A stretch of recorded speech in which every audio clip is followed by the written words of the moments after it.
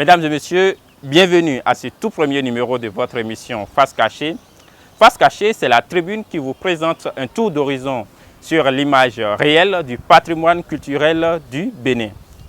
En premier lieu, nous allons vous présenter pourquoi nos œuvres d'art ont été déportées en France durant la période coloniale.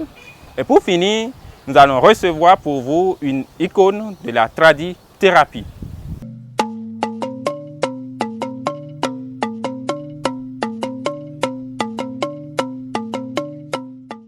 Mesdames et messieurs, avez-vous posé la question de savoir pourquoi nos œuvres d'art ont été déportées en France durant la période coloniale?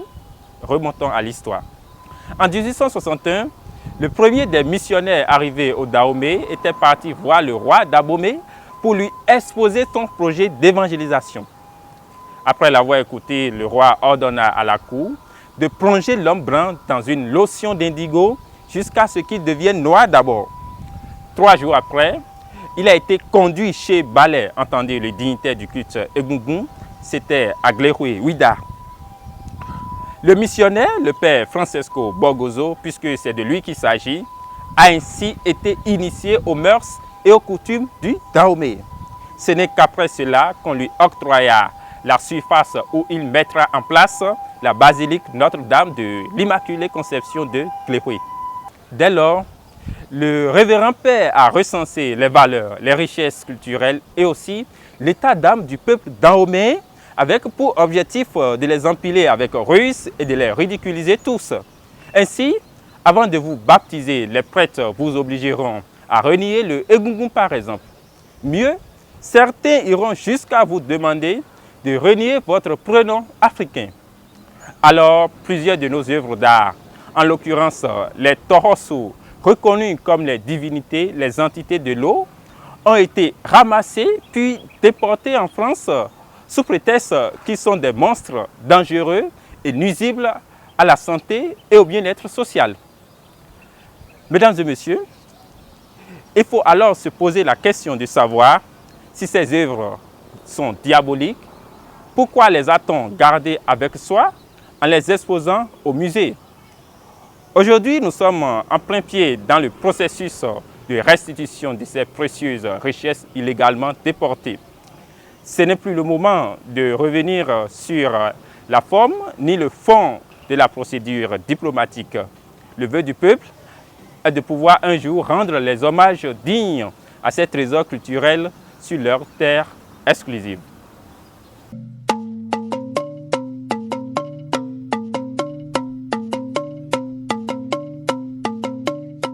Je rappelle que le musée de la Feuille a été instauré depuis 2008 par notre père de chez Philibert Antonio pour faire connaître à la population les plantes, les vertus des plantes, l'importance des plantes dans la santé de l'homme. Et lorsque nous parlons du musée de la Feuille, ici chez nous, il est exposé les plantes. Quand on prend une plante, on a la feuille, on a l'écorce, on a la tige, on a la racine. Et chacun de ces compartiments d'une plante joue de divers rôles dans la guérison de l'homme. Déjà, nous sensibilisons souvent la population à venir à la visite du musée de la Feuille pour découvrir déjà les feuilles qui sont dans leur palissade. Quand on parle de palissade, c'est la cour de la maison. Il y a les plantes qui sont dans la maison. Ah, ça avait telle vertu, ils ne savaient pas. Arrivé au musée de la Feuille, vous allez voir que oui, ces plantes qui sont autour de nous sont en fait des médicaments que le Seigneur a laissés autour de chaque maison. La médecine traditionnelle est, par définition, l'exploitation de toutes les créations de Dieu Tout-Puissant dans la guérison de l'homme. On exploite les plantes, les ressources naturelles, les ressources minières ou les ressources forestières, les ressources des animaux aussi pour la guérison. Donc tout ce qui est créé intervient dans la santé de l'homme. Vers la médecine moderne, maintenant, il faut aller à la molécule synthétisée avant de trouver un produit fini à la population. Donc la population va directement, en venant à la médecine traditionnelle, à la source de la santé. Donc, chaque corps de médecine a sa méthode d'approche vers chaque patient.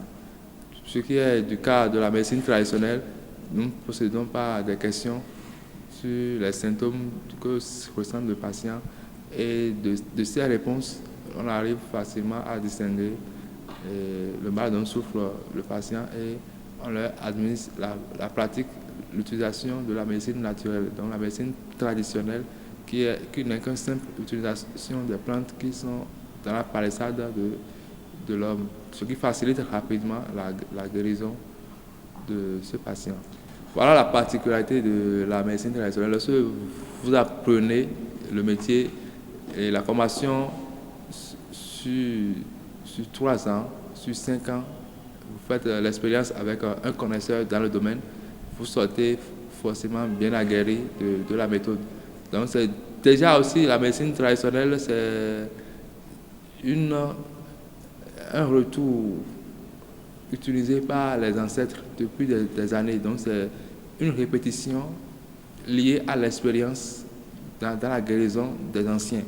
Donc c'est déjà des réponses terre à terre que celui qui vient se donner à la médecine traditionnelle, à l'apprentissage de la médecine traditionnelle, s'en sort facilement. À l'heure actuelle, notre père de Collège Faber Antonio a poussé un peu les recherches jusqu'à emboîter un peu le pas à la médecine moderne.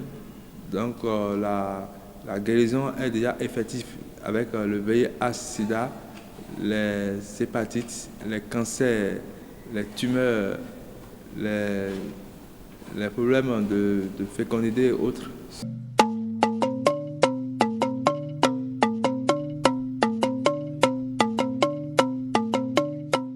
Ça va être tout pour ce numéro de Face Cachée. Mesdames et messieurs, à la semaine prochaine.